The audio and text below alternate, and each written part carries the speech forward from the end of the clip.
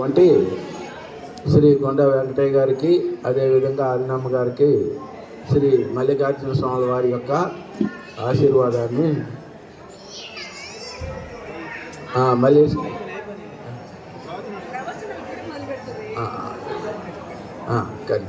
ఓం తత్సత్. అందరూ కూడా నిశ్శబ్దాన్ని పాటించినట్లయితే మహాత్ములు ఏవైనా 4 మాటలు చెప్పడానికి ప్రయత్నిస్తారు. ఎందుకు అని అంటే, చెవులు ఎందుకు ఇచ్చినాడు భగవంతుడు? ఎందుకు ఇచ్చాడు చెవులు? వినడానికి. వినడానికి ఇచ్చాడు. ఏ మాటలు వినడానికి? భగవంతుడి మాటలు వినడానికి చెవులు ఇచ్చాడు. ఇచ్చినటువంటి దాన్ని మనం సద్వినియోగం చేసుకోవడానికి ప్రయత్నించాలి. ఇటువంటి అవకాశం ఎప్పుడూ దొరకదు. మనం భగవద్గీత 1వ అధ్యాయం అంటే ఏ అధ్యాయము? అధ్యాయం విషాద యోగము. అంటే మనిషికి విషాదం అంటే ఏదైనా దుఃఖం వచ్చినట్టయితే మనిషిలో తప్పకుండా మార్పు అనేటువంటిది వస్తుంది. అదే రామకృష్ణ పరమహంసకి దేవి ప్రత్యక్షమైంది. అంటే ఆయన కొన్ని కడవల కన్నీరు కార్చినాడు, ఏడ్చాడనమాట అమ్మవారి గురించి. ఏడిస్తే అమ్మవారు ఆయనకి ప్రత్యక్షమైనాడు అనమాట. అందుకని అర్జున విషాద యోగం. అట్లాగే ఏడ్చినటువంటి వాళ్ళు కూడా భగవంతుని గురించి ఏడ్చినట్లయితే భగవత్ ప్రాప్తి అనేటువంటిది కలుగుతుంది అని చెప్పడానికి మనకు 1వ అధ్యాయము అర్జున విషాద యోగము అని చెప్పినారు. అందుకని అర్జునుడు ఏడ్చాడు కాబట్టే తరువాత భగవత్ ప్రాప్తి అనేటువంటిది కలిగింది. తరువాత 2వ అధ్యాయము పారాయణ చేస్తారు కానీ తెలుసుకోవాలి. 2వ అధ్యాయం ఏ అధ్యాయము? సాంఖ్యయోగము. సాంఖ్యయోగం అంటే ఏమిటి? జ్ఞానము. సాంఖ్యం అంటే జ్ఞానము. ఆ జ్ఞానం కలిగితే ఏమవుతుందయ్యా అంటే మనిషిలో మార్పు అనేటువంటిది వస్తుంది. ఆ జ్ఞానం ఎట్లా కలుగుతుంది? మంచి మాటలు వినడం వలన జ్ఞానం అనేటువంటిది కలుగుతుంది. అందు గురించి ఆ జ్ఞానం కలగాలంటే బాగా శ్రవణం చేయాలి. శ్రవణం చేయడం అంటే వినాలి. ఇక్కడ వినడానికి ఉన్నది, తినడానికి ఉన్నది. కానీ మీరు వినడం లేదు, తినడమే. తినడం ఎక్కడైనా తింటాము, కానీ వినడం ఎక్కడ వినలేము. తినడం ఎక్కడుండు నువ్వు 3 పూటలు తింటావు, కానీ వినడం మాత్రము ఎక్కడుంటే అక్కడ వినడము జరగదు. వినడం కొరకే ఈ కార్యక్రమం అంతా కూడా ఏర్పాటు చేశారు కార్యకర్తలు. తినండి, వినండి. వినడానికి కూడా కొంత సమయాన్ని వినియోగించండి. తర్వాత 2వ అధ్యాయం సాంఖ్యయోగం. సాంఖ్యం అంటే జ్ఞానం. జ్ఞానం ఉన్నట్లయితే మనిషి యొక్క జీవితంలో మార్పు అనేటువంటిది వస్తుంది. ఎందుకు అని అంటే, ఎక్కడైతే జ్ఞానం ఉంటే అక్కడ మనిషి శాంతిగా ఉంటాడు. ఎక్కడైతే అజ్ఞానం ఉంటుందో అక్కడ మనిషి దుఃఖాలు పాలవుతాడనమాట. అజ్ఞానం ఉంటే దుఃఖం, జ్ఞానం ఉంటే సుఖం. అందుగురించి మనకు సుఖం కావాలా, దుఃఖం కావాలా? సుఖం కావాలి. సుఖం కావాలంటే ఏం కావాలి? జ్ఞానం కావాలి. ఎవరో విద్యాప్రకాశం స్వామి దగ్గరకు ఒక శిష్యుడు పోయి స్వామి అడిగాడంట, అయ్యా నీకు జ్ఞానం కావాలా అజ్ఞానం కావాలంటే వాడు అన్నాడంటే నాకు అజ్ఞానం కావాలన్నాడంట. ఎందుకంటే జ్ఞానం అంటే 3 అక్షరాలే, అజ్ఞానం అంటే 4 అక్షరాలు. అందుకని పెద్దదే కావాలన్నాడు. అట్లాగా అజ్ఞానం అడగక్కర్లేదు, అజ్ఞానం ఉండనే ఉంది. అందు గురించి జ్ఞానం కావాలి. ఆ జ్ఞానం ఎందుకు జ్ఞానం కావాలి? జ్ఞానం ఎందుకు కావాలి? జ్ఞానాదేవతు కైవల్యం. జ్ఞానాదేవతు కైవల్యం అంటే ఏమిటి? జ్ఞానము వలననే కైవల్యం అంటే మోక్షము ప్రాప్తిస్తుంది. అందు గురించి మనకేం కావాలి? జ్ఞానం కావాలి. ఆ జ్ఞానం ఎట్లాగ పొందాలి అనేటువంటి విషయాలన్నీ కూడా సాంఖ్యయోగంలో చెప్పినారు. సాంఖ్యయోగంలో ముఖ్యంగా స్థితప్రజ్ఞ యొక్క లక్షణాలు ఉంటాయి. 18 శ్లోకాల ద్వారా స్థితప్రజ్ఞ యొక్క లక్షణాలు భగవంతుడు 2వ అధ్యాయంలో చెప్పినాడు. ప్రజహాతి యదా కామాన్ సర్వాన్ పార్థ మనోగతాన్ ఆత్మన్యేవాత్మనస్తుష్ట స్థితప్రజ్ఞస్తదోచ్యతే అని. స్థితప్రజ్ఞుడు అంటే ఎట్లా ఉంటాడు అని అర్జునుడు అడిగాడు. అడిగితే దానికి స్థితప్రజ్ఞుడు అంటే జ్ఞాని. జ్ఞాని ఎట్లా ఉంటాడు అని అడిగితే అప్పుడు కృష్ణ పరమాత్మ చెప్తున్నాడు, ప్రజాతి యథా కామాన్ సర్వాన్ పార్థ మనోగతాన్. సర్వాన్ పార్థ మనోగతాన్. ఈ మనసులో ఉన్నటువంటి కోరికలు, ఈ కోరికలన్నీ ఎక్కడి నుంచి వస్తాయి? ఎక్కడి నుంచి వస్తాయి? ఆకాశం నుంచో భూలోకం నుంచే రావు. ఎక్కడి నుంచి? మనసులో నుంచే పుడతాయి అన్నమాట. మనోగతాన్, మనసులో పుట్టినటువంటి కోరికలు అనేటటువంటివి. మనోగతాన్ అంటే మనసులో పుట్టినటువంటి కోరికలన్నీ కూడా ప్రజహాతి. ప్రజహాతి అంటే ఆ కోరికలని తగ్గించుకోవాలి. ఎంత కోరికలను తగ్గించుకుంటే అంత శాంతి ఉంటుంది మనిషికి. ఎంత కోరికలు పెంచుకుంటే అంత అశాంతి ఉంటుందన్నమాట. అందు గురించి కోరికలు కానీ, కామం కానీ, క్రోధం కానీ, లోభం కానీ, ఇటువంటి గుణాలను మనము తగ్గించుకోవాలి. అవన్నీ తగ్గించుకోకుండా నువ్వు ఎన్ని దేవాలయాలు తిరుగు, ఎన్ని దేవుని దగ్గరికి పో, నీకు శాంతి ఉండదు, పుణ్యం వస్తుంది. కానీ శాంతి కావాలంటే మనసులో ఉన్నటువంటి అశాంతిని కలిగించేవి తగ్గించుకోవాలి. అవి తగ్గించుకుంటే అప్పుడు శాంతి అనేటువంటిది వస్తుంది. అందుకనే భగవంతుడు చెప్తున్నాడు, ప్రజహాతి యథా కామాన్ సర్వాన్ పార్థ మనోగతాన్.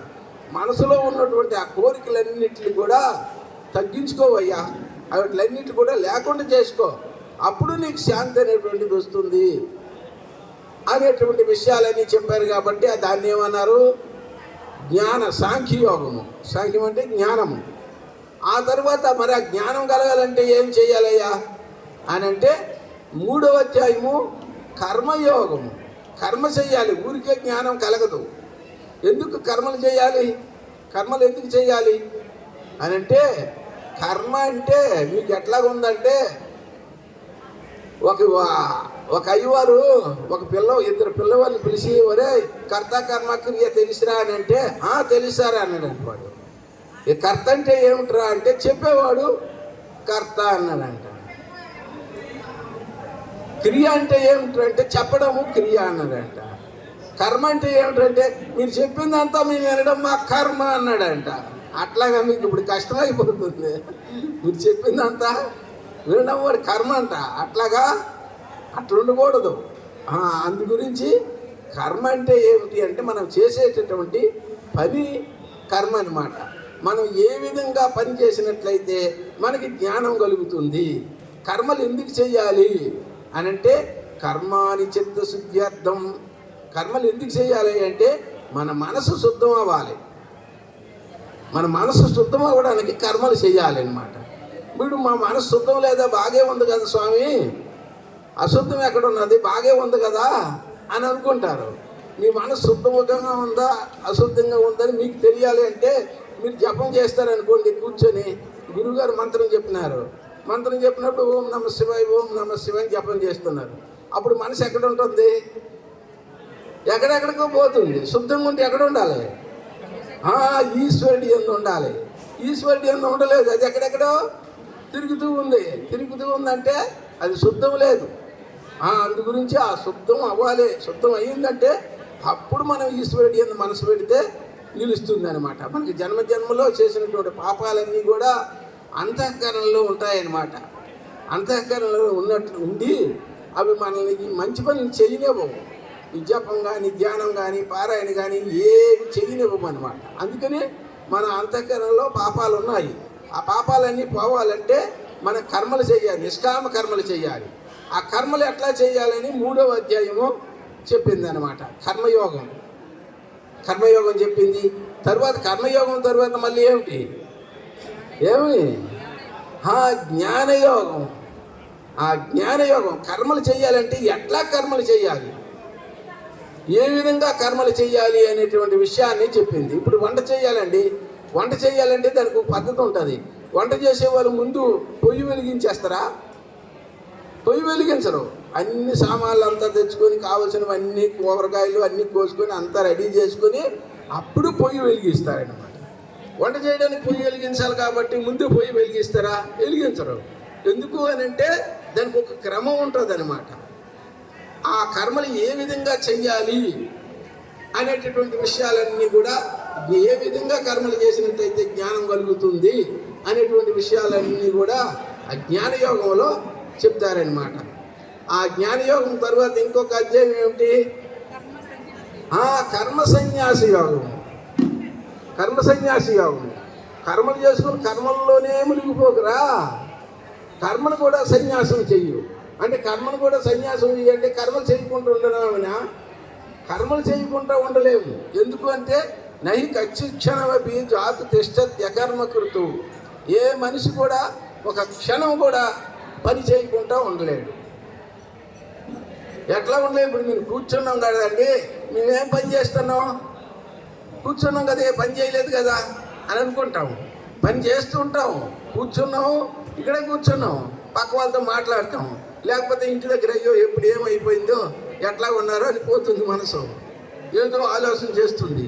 ఇవన్నీ కూడా కర్మలే అన్నమాట. అందు గురించి కర్మ చేయకుండా ఎవరు ఉండలేరు. అందు గురించి కర్మ చేయకుండా ఉండలేరు కాబట్టి ఏ కర్మలు ఎట్లా చేయాలి అని చెప్పింది కర్మ సన్యాసి యోగం. కర్మలు విడిచిపెట్టమని అర్థం కాదు. ఏ కర్మలు ఎట్లా చేయాలి అంటే నిష్కామ భావంతో కర్మలు చేసినట్లయితే మనిషికి శాంతి సుఖము కలుగుతుంది. అందు గురించి నువ్వు చేసేటటువంటి కర్మలు ఎట్లా చేయాలి? నిష్కామ భావంతో చేయాలి. నిష్కామ భావంతో అంటే కోరికతో చేయకూడదు. కోరికతో కర్మలు చేసినట్లయితే అది లభించింది అనుకో సంతోషము, అది జరగలేదనుకోండి, జరగకపోతే దుఃఖం వస్తుంది అనమాట. అప్పుడు మనసు అశాంతి అయిపోతుంది. అందు గురించి కర్మలు నిష్కామ భావంతో చేయాలి. నిష్కామ భావంతో ఎట్లా చేస్తాము అని అంటే భగవంతుడు, ఇప్పుడు మీరు గృహస్థులు ఉన్నారనుకోండి, గృహస్థులకు ఉన్న వాళ్ళు ఏమనుకోవాలి? భగవంతుడు ఈ పని మాకు అప్పచెప్పాడు కాబట్టి ఆయన చెప్పిన పని మేము చేస్తున్నాము అనే భావంతో చేయాలన్నమాట. అట్లా ఎవరు ఏ ఆశ్రమంలో ఉన్నా ఆ ఆశ్రమ ధర్మాన్ని అనుసరించి కర్మలను చేయాలన్నమాట. ఫలాన్ని అపేక్షించకూడదు. ఆ విధంగా చేసినట్లయితే దాన్ని నిష్కామ కర్మయోగం అంటారనమాట. అందుకని కర్మ సన్యాసి యోగం చెప్పినారు. కర్మలు చేయాలి, కర్మల యొక్క ఫలం అంటకుంటూ ఉండాలి. భగవంతుడు కర్మలను విడిచిపెట్టమని లేదు, కర్మల యొక్క ఫలాలను విడిచిపెట్టమన్నాడు అనమాట.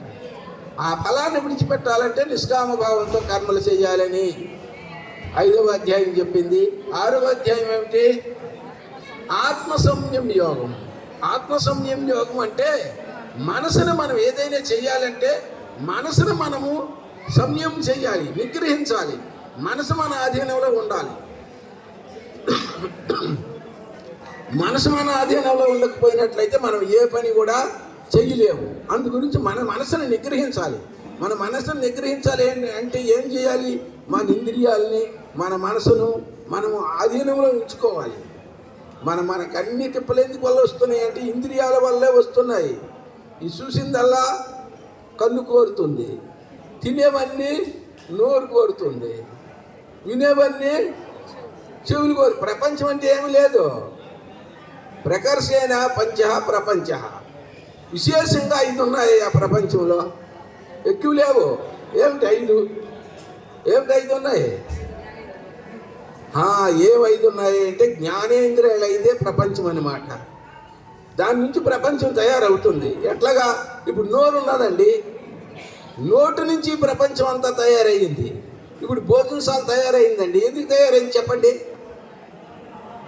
భోజనశాల ఎందుకు? నోటికే భోజనశాల ఎందుకు? బియ్యం ఎందుకు? పప్పులు ఎందుకు? తర్వాత ఈ ఆనకట్లు కడుతున్నారు, ఆనకట్లు ఎందుకు? ఇవన్నీ నోటికే. హోటళ్ళు ఇవన్నీ దేని కొరకు? ఈ వ్యాపారాలు ఇవన్నీ దేని కొరకు అండి? ఈ నోటి కొరకే. ఈ నోటి ప్రపంచం అది అన్నమాట. అట్లాగే ఈ కన్ను నాది, కన్ను ప్రపంచం. కంటికి చూసేవి ఈ సినిమాలు, టీవీలు, ఏమిటి సెల్ ఫోన్లు, ఇవన్నీ దేనికి ప్రపంచము? ఈ చూసే కంటికే ఈ ప్రపంచం అంటానమాట. ఒక్కొక్క దానికి ఒక్కొక్క ప్రపంచం అనమాట. అట్లాగే చెవులు వినేవి, వినేదానికి ప్రపంచం. అట్లాగే స్పర్శ, మనం ఏసీ రూములు పెట్టుకోవడం, అదే బెడ్డలు, ఇవన్నీ దేనికండి? శరీరానికే సబ్బులు, ఇంకా అన్నీ మొత్తం. అట్లా ఆలోచిస్తుంటే ఈ 5 కంటే ఇంక ప్రపంచం ఏదీ లేదు. ఈ 5 కొరకే ఈ ప్రపంచం అంతా కూడా తయారైంది అనమాట. అందుకనే దానికి పేరేం పెట్టారు? ప్రపంచము. ప్రపంచము అని అంటే ఈ 5 ఇంద్రియాల కొరకే ఇదంతా కూడా తయారవుతుందన్నమాట. అట్లాగా ప్రపంచం అనేటువంటిది పెట్టారు. అందు గురించి మనం ఏం చేయాలి? ఆ ప్రపంచంలో పడకుండా మన ఇంద్రియాలని మనము నిగ్రహించుకోవాలి. ఇంద్రియాలను నిగ్రహించుకోవడం ఎట్లాగా, మనసుని నిగ్రహించుకోవడం ఎట్లాగా అనే విషయాలన్నీ కూడా మనకి ఆత్మ సంయమ యోగము. ఆత్మ అంటే మనసు. మన మనసును మనము నిగ్రహించుకోవాలి. మన మనసును మనం నిగ్రహించుకుంటే అన్ని నిగ్రహించిన వాళ్ళం అవుతాం. మన మనసును మన ఆధీనంలో లేకపోతే అందరి ఆధీనంలో మనం ఉంటాం అన్నమాట. అందు గురించి మన మనసును మనము ఎట్లా నిగ్రహించుకోవాలి అనేటువంటి విషయాలు భగవంతుడు భగవద్గీతలో 6వ అధ్యాయంలో చెప్పినాడు. మన మనసును నిగ్రహించాలంటే ఇంక ఏం చేయాలయ్యా అంటే యుక్తాహార విహారస్య యుక్త శ్రేష్టస్య కర్మసు యుక్త స్వప్నావబోధస్య యోగో భవతి దుఃఖః. మన మనసు మనం నిగ్రహించాలి అంటే మనం యుక్తాహారం అంటే ఏమిటి? హితమితమేధ్యంచ యుక్తాహార. హితమైనటువంటి ఆహారం, మన శరీరానికి ఆరోగ్యం ఇచ్చేటటువంటి ఆహారం ఉండాలి. అది మితముగా ఉండాలి. హితమిత మేధ్యం అంటే పవిత్రంగా ఉండాలన్నమాట. అటువంటి ఆహారం తీసుకోవాలి. ఏ ఆహారం పడితే ఆహారం తీసుకుంటే ఏమవుతుంది? రాజసాహారము తామసాహారం తీసుకున్నాం అనుకోండి. రాజసాహారం తీసుకుంటే అదేమో రజోగుణము, కోపము తాపము కొట్లాట్లు ఇవన్నీ చేస్తుంది అనమాట. అట్లాగే తామసాహారం తీసుకున్నాం అనుకోండి. తామసాహారం తీసుకుంటే అదేం చేస్తుంది? ఓ నిద్రపోయేదో, బుద్ధిమాన్యము ఇవన్నీ వస్తాయన్నమాట. అందు గురించి ఏ ఆహారం తీసుకోవాలి? సాత్వికమైనటువంటి ఆహారం తీసుకున్నట్లయితే మనం తిన్నటువంటి ఆహారమే రసం అవుతుంది. రసము తర్వాత రక్తము తర్వాత మధ్య తర్వాత శుక్లం తర్వాత మనసుగా తయారవుతుంది అనమాట. యదన్నం తన్మనః. మనం ఏ అన్నం అయితే తీసుకుంటున్నామో అదే మన మనసు అవుతుంది. మంచి సాత్విక ఆహారం తీసుకుంటే మన బుద్ధి సాత్వికంగా ఉంటుంది అనమాట.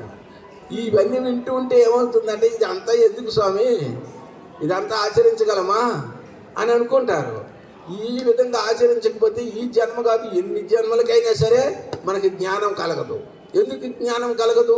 సత్వాత్ సంజాయతే జ్ఞానం. జ్ఞానం ఎక్కడ కలుగుతుంది? సత్వగుణం వస్తేనే జ్ఞానం కలుగుతుంది. మనం సత్వగుణం ఎట్లా వస్తుంది? సాత్వికమైన ఆహారం తీసుకుంటేనే సత్వగుణం వస్తుంది. సత్వగుణం వస్తేనే జ్ఞానం కలుగుతుంది. జ్ఞానం కలిగితేనే మనం తరిస్తాం అన్నమాట. అందు గురించి సాత్వికమైన ఆహారం తీసుకోవాలి అని, అది శుద్ధమైనటువంటి ఆహారము, పవిత్రమైనటువంటి ఆహారం తీసుకున్నట్లయితే ఆ విషయాలన్నీ కూడా ఏ అధ్యాయంలో చెప్పినారు? 6వ అధ్యాయంలో. మన మనసును మన ఆధీనంలో ఉంచుకోవాలంటే ఈ ఆహార విధానం అంతా కూడా చెప్పినారు. ఆహార విధానమే కాదు, మనం ఎంతసేపు వండుకోవాలి, ఎంతసేపు తిరిగేసి ఉండాలి, అవన్నీ కూడా చెప్పినాడు భగవంతుడు. యుక్తాహార విహారస్య యుక్త చేష్టస్య కర్మసు. నువ్వు చేసే పనులు కూడా సాత్వికంగా ఉండాలన్నమాట. ఎందుకు అని అంటే సాత్వికంగా లేకపోయినట్లయితే నువ్వు సాధన సాగదు. ఎట్లాగా ఇప్పుడు నువ్వు గురువు గారి దగ్గర మంత్రం తీసుకున్నావు, మంత్రం తీసుకొని 5 గంటలు అయిపోయింది. ఉదయం ఒక ఆ పక్కింటి అమ్మతో కొట్లాడుకున్నావు. తర్వాత 5 గంటలకే స్నానం చేసేసి జపమాలు పట్టుకున్నావు. ఓం నమ శివాయ అంటే నీకు ఎవరు కనిపిస్తారు? ఆ పక్కింటి అమ్మాయి కనిపిస్తుంది. పక్కింటి అమ్మ ఓం నమ శివయ్య. ఎందుకు? నువ్వు అంత కొట్లాడుకున్నావు. అట్లాగా మన సాధనకు ప్రతిబంధము లేనటువంటి కర్మలు చేయాలి. అది సాధనకు ప్రతిబంధం అన్నమాట. అటువంటి కర్మలు చేయకూడదు. మనసు ఏమి పట్టుకుందంటే అది వదిలిపెట్టదు. పట్టుకోవడం తేలిగ్గా పట్టుకుంటుంది, దాన్ని వదిలిపెట్టాలంటే చాలా కష్టము. అందు గురించి సాధకులైనటువంటి వాళ్ళు మనసుకి ఇటువంటివి అంటించకూడదు. అందుకని భగవంతుడు యుక్తాహార విహారస్య యుక్త చేష్టస్య కర్మసు యుక్త స్వప్నావబోధస్య యోగో భవతి దుఃఖః. అటువంటి వాడి దుఃఖరహితమైనటువంటి ఆత్మజ్ఞానం కలుగుతుంది అనేటువంటి విషయాన్ని దాంట్లో చెప్పడం జరిగింది. అందుకని ఆత్మ సంయమ యోగం అని చెప్పినారు. తర్వాత అధ్యాయం ఏమిటి? జ్ఞాన విజ్ఞాన యోగము, విజ్ఞాన యోగము 2 పేర్లు ఉన్నాయన్నమాట. జ్ఞాన విజ్ఞాన యోగం అని ఉంది, విజ్ఞాన యోగం అని కూడా ఉంది అనమాట.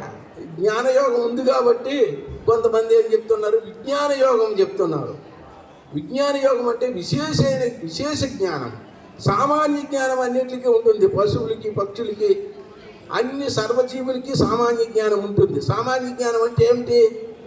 ఆహార నిద్ర భయమైతునించ సామాన్యమే తత్ పశుభిన్నారానామని. ఆహారం తినడం మనం తింటాము, పశువులు, పక్షులు, సర్వజీవులు కూడా తింటాయి. ఆహార నిద్ర మనం నిద్రపోతాము, అన్ని నిద్రపోతాయి. నిద్ర, ఆహార నిద్ర, భయము, భయం మనకి భయము, జీవులకు కూడా భయమే. మైథునం అంటే సంతానం. ఈ 4 పనులు చేస్తే వాడి జీవితం ఏమిటయ్యా అంటే పశు జీవితం అంట. పశువే పని చేస్తుందో అదే పని చేస్తున్నాడు. పశువు కంటే ఎక్కువేముంది? అందు గురించి ఆ 4 పనులు సామాన్యమైనటువంటివి, సర్వజీవులకి సామాన్యమైనటువంటిది. మరి మనిషిగా పుట్టాడు, మరి మానవ జన్మ ఊరికి వచ్చిందా? మానవ జన్మ ఊరికే రాలేదంట. మరి ఎట్లొచ్చింది? మహతా పుణ్యపణ్యేన క్రీతేయం కాయిన వస్తుయ పారం దుఃఖోత్థదేర్గంతుం తర్యావన్న విద్యతే అని. మానవ జన్మ ఊరికే రాలేదంట. మహతా పుణ్యపణ్యేన అంటే అనేక జన్మంలో చేసినటువంటి పుణ్యం అంతా కూడా భగవంతుడి దగ్గర తీసుకొని పోయి, ఈ పుణ్యం అంతా నువ్వు తీసుకొని ఈ మానవ శరీరాన్ని మాకు ప్రసాదించు అని కొనుక్కున్నాం అంట. అంటే అనేక జన్మల యొక్క పుణ్యం విశేషించతనే మానవ జన్మ అనేటువంటిది వచ్చింది. అంత పుణ్యాన్ని ఇచ్చి భగవంతుడి దగ్గర మనం ఈ మానవ శరీరాన్ని కొనుక్కొని మరి ఏం చేయాలయ్యా?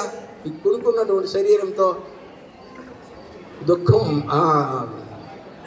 మహతా పుణ్యపణ్యేన క్రీతేయం కాయిన ఉస్తయ పారం దుఃఖోద్ధరేర్గరం తరయావన్న విద్యతే. సంసారం అనేటటువంటి సముద్రం ఉందంట. ఆ సముద్రం దాటడం కొరకు ఈ శరీరం అనేటటువంటి నౌకను కొనుక్కున్నాం. అందు గురించి ఈ శరీరం అనేటువంటి నౌక నశించకముందే ఆ భగవత్ సాన్నిధ్యాన్ని చేరాలి. అందుకొరకు ఈ శరీరాన్ని కొనుక్కున్నాం. ఆ పని కానీ చేయకపోయినట్లయితే నీకు నిష్ప్రయోజనం, నీ జీవితమే నిష్ప్రయోజనం అయ్యా అనేటువంటి విషయాలన్నీ కూడా విజ్ఞానం. విజ్ఞానం అంటే విశేష జ్ఞానం. విశేష జ్ఞానం అంటే ఆత్మజ్ఞానం పొందడం. ఆత్మజ్ఞానాన్ని ఎట్లా పొందాలి? అసలు ఆత్మజ్ఞానం అంటే ఏమిటి? ఈ మామూలు సామాన్య జ్ఞానం అంటే ఏమిటి? ఆ విషయాలన్నీ కూడా 7వ అధ్యాయంలో చెప్పినారు. తరువాత తరువాత అధ్యాయము అక్షర పరబ్రహ్మయోగం. భగవంతుడు బ్రతకడము చెప్పినాడు, చావడం కూడా చెప్పినాడు. చచ్చేటప్పుడు కూడా ఎట్లా చావాలనేది కూడా చెప్పినాడు. చావడం ఎట్లా చావాలయ్యా అంటే 8వ అధ్యాయంలో చెప్పినాడు. అంతకాలేచ మామేవ స్మరణ్ ముక్వా కలేబరం. అంతకాలేచ అంతకాలం